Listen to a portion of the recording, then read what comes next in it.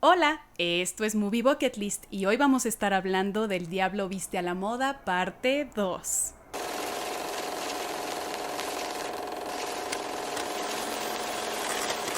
Primero les voy a pedir una disculpa si el audio no se escucha tan bien como normalmente. Tengo todas las ventanas abiertas y un ventilador porque no les explico el calor que está haciendo, entonces no puedo cerrar nada ni apagar el ventilador o me muero.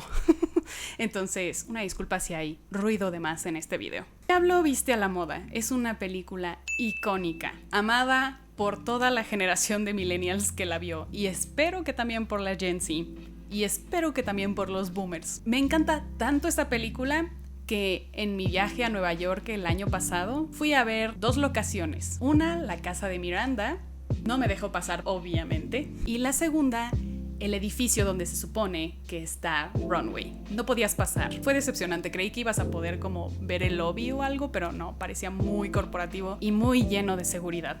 Entonces no me arriesgué. Es una película que me gusta mucho, que veo todos los años, más de una vez al año.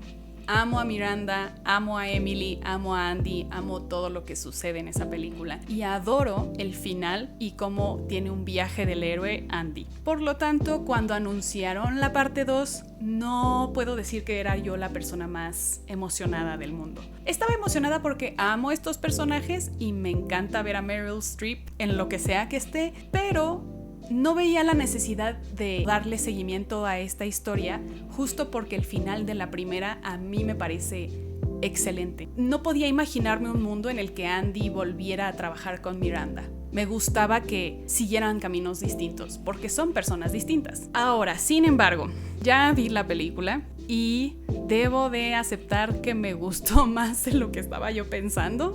Lloré en varias ocasiones y eso sí se debe a algo muy subjetivo, que número uno es estoy enamorada de Nueva York, un poco por El Diablo Viste a la Moda 1. Me hacían llorar las tomas de Nueva York, me hacía llorar la música de Tom Shapiro. Una disculpa, Theodore Shapiro. Theodore Shapiro hizo la música de la primera película y afortunadamente regresa para esta segunda parte. Y su música siempre me ha gustado muchísimo. Me trae recuerdos muy lindos, entonces cada que podía yo escuchar algo reconocible era ¡ay, qué bonito estar volviendo a ver esto, pero de una forma nueva! Por otro lado, siempre me ha gustado el personaje de Andy. Es muy noble, con moral bastante clara, una buena persona, verdaderamente una persona con estándares para ser buena persona. Pero nunca me había dado cuenta que tan bien me caía hasta esta segunda parte, eso es lo más raro. Siempre como que me ha parecido icónica Miranda y entonces yo daba por hecho que mi personaje favorito era Miranda. Puedo decir después de esta segunda parte que no estoy segura. O sea, es icónica, sí, pero no creo que sea mi personaje favorito ya más. Creo que Andy y lo que representa en un medio que puede ser tan grosero con las personas, tan poco respetuoso, me encanta. Y eso no se perdió. Y eso es algo que me encantó de la película. Los personajes y su esencia no se perdió, que es algo que suele suceder en las secuelas, como que siento que los que trabajan el guión, todo el detrás de escenas, se olvida un poco de qué hizo tan importante a los personajes, a la historia y al mensaje de las películas, y entonces las secuelas son como algo, un híbrido ahí raro que no era necesario. Aquí siento que la esencia de los personajes se mantiene. Emily sigue siendo Emily, Nigel sigue siendo Nigel, hermoso Nigel, Miranda sigue siendo Miranda, Andy sigue siendo Andy. Y me gusta que hayan tenido respeto por estos personajes y que los hayan mantenido siendo quienes eran. Obviamente con sus matices, porque todos han crecido, todos son mayores, todos han tenido otras vivencias, otras experiencias, otras perspectivas de la vida, pero siguen siendo en el fondo ellos mismos. Y por eso diría que ya están logrando algo que muchas secuelas no logran nunca. Hay algo, sin embargo, que me pareció peculiar y no es la primera secuela, hablando de secuelas, que veo que sucede. tratan de hacer en estructura narrativa, en estructura de escenas, algo parecido a la primera entrega. A lo que me refiero con esto voy a poner ejemplos tratando de no spoilear nada. Pero en la primera película tenemos una escena muy importante en el coche de Miranda, en el que solo Andy y Miranda están hablando de algo muy importante. Y algo así vuelve a pasar en esta entrega. Hay un coche, las dos hablan de cosas importantes. Hay un momento en el que Miranda se vulnera y habla de cosas muy íntimas con Andy en su casa, cosa que no suele hacer con nadie más. En esta segunda entrega también hay una escena en la casa de Miranda en la que Miranda acaba siendo algo vulnerable, tal vez no tanto como antes, pero tiene un momento de intimidad o de compañía o de algo más allá que una relación de jefe y empleado. Hay una escena en las escaleras de la casa de Miranda y en esta segunda entrega se vuelve a repetir una escena en las escaleras de la casa de Miranda. Hay también una cena con los amigos de Andy, 4 amigos de Andy en un restaurante en la primera. Hay una escena con 4 amigos en un restaurante también en esta. Hay un momento en el que Andy va a pedirle ayuda a Nigel porque no se siente apreciada ni siquiera en las cosas que está logrando hacer bien por Miranda. Esto se repite también en la segunda. Hay una situación en la primera entrega en la que Miranda puede estar en peligro de perder su trabajo. Y Andy funge como la rescatista porque no quiere que Miranda, que claramente es súper apasionada de su trabajo, pierda este lugar donde ella es tan feliz, donde es tan exitosa, donde de verdad tiene lo que se necesita para liderar una revista. Y en la segunda entrega también hay una situación parecida en la que Miranda tiene el peligro de quizás ya no trabajar y Andy va a rescatarla.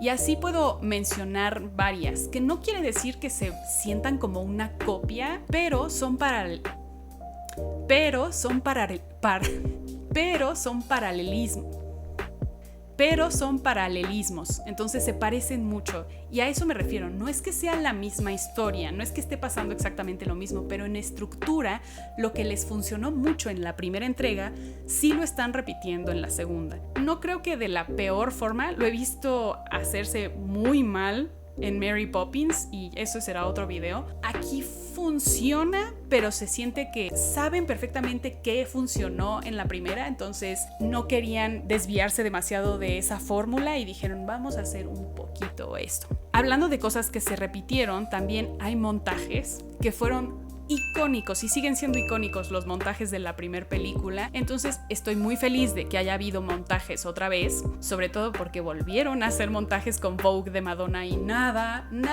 le ganará al sentimiento que me da cuando hay montajes con Vogue de Madonna, pero siento que esta segunda entrega tiene demasiados montajes.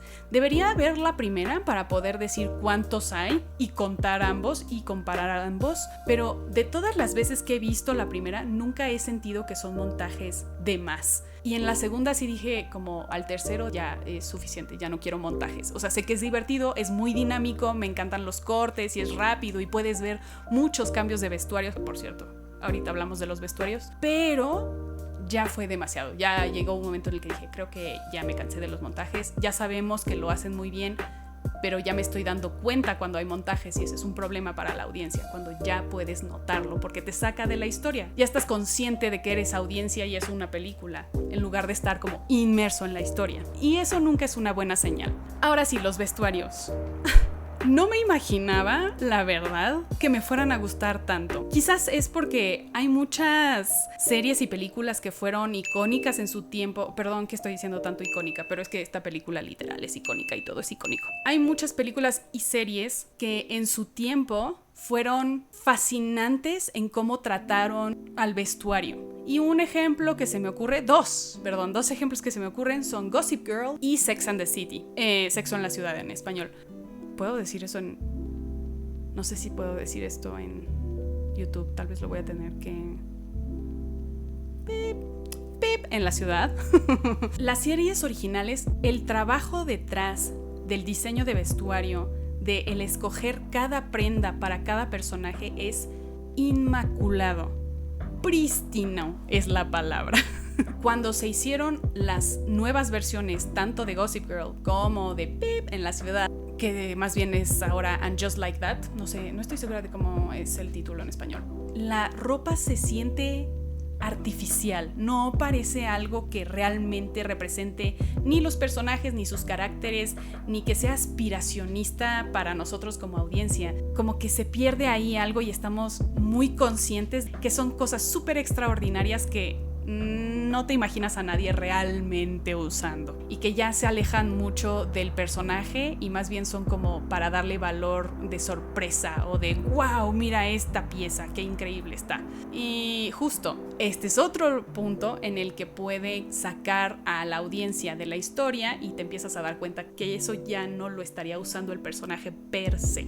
Alguien se lo eligió. Y sinceramente pensé que esta iba a ser una película en la que eso me iba a pasar. Pero a mí personalmente tendría que corroborar con la reina de la moda, que es mi hermana, para que ella dé su opinión al respecto. Pero a mí me parece que hicieron un trabajo excelente. No dejaron a nadie con el mismo estilo completamente igual que en la primera película, pero se mantiene qué es lo que usarían. Creo que es fácil, por ejemplo, vestir a Nigel. Nigel ya tiene un estilo muy arraigado desde la primera película y es una persona que de por sí se viste bien. Entonces ahora solo lo hicieron jugar más con colores y eso fue muy bonito, que tendría sentido en esta época. Y Miranda expandió sus gustos. Tiene algunas cosas que no me hubiera imaginado a Miranda de la primera película usando, pero que tiene sentido que ahora una Miranda más madura y más llena de la era de la digitalización, de las redes sociales, del clickbait, usaría, que al final es un tema muy importante en la historia. Supieron contextualizar muy bien la época en la que estamos ahora. Entonces hubo mucha mención de memes, de Instagram, del clickbait, de cómo nadie lee el artículo sino solo ve el título de la noticia, o sea, cosas así que están muy bien arraigadas en la historia. Pero regresando al vestuario, yo creo que el que más me gustó era el de Andy Sachs. O sea, se nota, y es algo que desde la última escena de la primera película puedes ver, que Andy no dejó de ser Andy la del principio, solo aprendió cosas de toda la gente en Runway y ahora sabe ser más presentable, más fashionista, pero desde su propio estilo, no desde qué está esperando la industria de la moda que hagas. Y creo que Andy de esta nueva época ha crecido muy bien y ha ampliado su sentido de la moda bastante bien. Me encantaron los vestuarios, la verdad es que estaba lista para odiarlos y me fascinaron. Sí le compro que ella esté usando estas cosas. Hay momentos muy bonitos, es hermoso ver dos relaciones, sobre todo, más que la de Miranda y Andy, porque Miranda es alguien que en general no deja que nadie se acerque a ella, pero Miranda y Nigel, qué preciosidad volverlos a ver juntos, verlos como adultos, ver a Andy cómo se acerca a Nigel de una forma mucho más madura, más adulta, más segura de sí misma, con más confianza, pero también con menos miedo de expresar cariño por él y viceversa. Y también la de Andy y Emily, que siempre han sido otra vez icónicas las dos y esta como pugna que tienen todo el tiempo, pero el hecho de que Andy justo ya esté en una época de su vida en la que ha aceptado cómo es, ya no tiene miedo de presentarse como realmente es y no tiene miedo de ser vulnerable y decir: yo te quiero mucho, ¿qué ha sido de ti? Cuéntame. Y para la gente que se pone una pared enfrente para no tener contacto con alguien, es muy desinhibidor cuando alguien es tan cálido contigo. Y eso es lo que me ha gustado mucho de Andy en general y de la película. Ahora, en cuanto a la escenografía, casi todo está mucho mejor filmado que en la primera. En la primera, esto quizás sorprenda a mucha gente, pero no tenían tanto presupuesto como uno pensaría. O sea, el presupuesto se les fue en grandes ropajes de alta costura. Seguramente mucho se les fue en contratar a Meryl Streep, pero de ahí en fuera hay momentos en los que dices: híjole, ahí se nota que tenían muy poco presupuesto. Ahorita puedo pensar en cuando está la tormenta tropical y Miranda está pidiendo que alguien la saque de ahí en cualquier avión. Y en esta otra se nota que ha sido tan exitosa la primera que tenían el presupuesto para despilfarrarlo, y entonces la iluminación es increíble, la ropa es increíble, la cantidad de extras es increíble, la cantidad de modelos que salen es increíble, la cantidad de tomas de Nueva York que hay, aparte en todos los momentos del día y la noche. Entonces tienes los edificios reflejando naranjas del amanecer, los edificios todos iluminados en la noche, muy bonito. En esta ocasión no van a París, van a Milán, y precioso Milán, si de por sí ya quería verlo. Gran técnica de mercadotecnia poner ciudades así de bonitas en una película tan exitosa como El Diablo Viste a la Moda.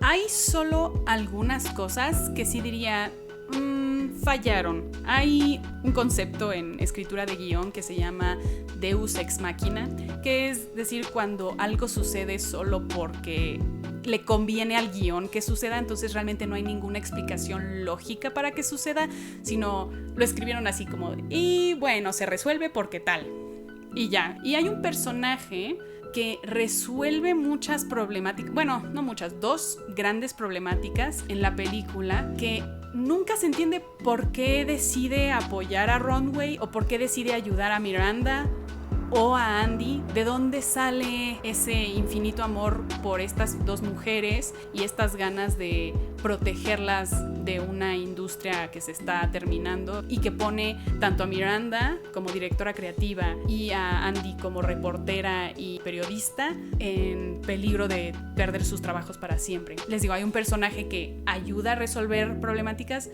y es un poco Deus Ex Machina. Es como, pues solo quiso resolver, solo quiso ayudar. Teníamos esta carta y la usamos y dijo que sí, sin realmente justificación para ello. Eso es en lo que diría que flaquea más la trama.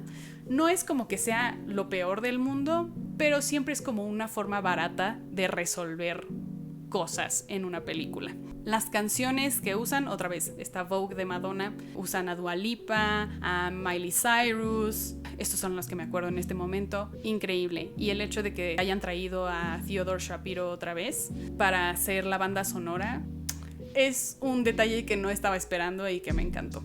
Aunque siempre me pregunto como, ¿qué tan difícil será trabajar con una composición que ya habías hecho en un otro momento de tu vida para otra película completamente y ahora tienes que readaptarlo para otra cosa?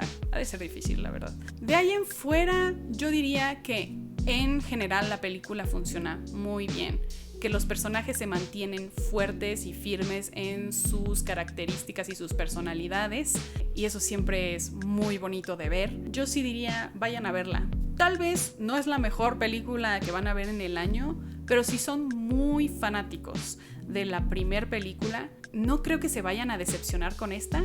Y quizás eso es algo muy, la vara está muy baja de decir, pero creo que de verdad, si las secuelas en general no te gustan, esta la vas a disfrutar. Y es una película que también se supo adaptar a una nueva época y que sí siento que en la mayoría del tiempo se siente que estamos ya en los 2020 y tantos, a diferencia de la primera, que era en el 2006.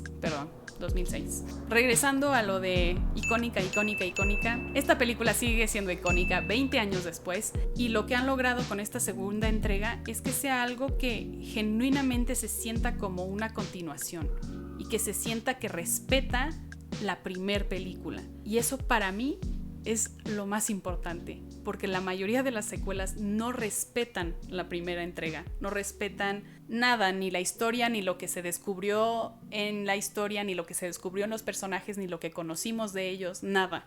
Y esta película tuvo el cuidado de respetar a sus personajes y el crecimiento que tuvieron mientras no los vimos en estos 20 años. Eso ya, para mí, es digno de aplaudirse. Muchas gracias por ver. Me cuentan en los comentarios si la van a ver, si la fueron a ver, si esto les ayudó a decidir si sí o no, y si ya la vieron, les gustó o no. Bye. Come on, fall. Let your body move to the music.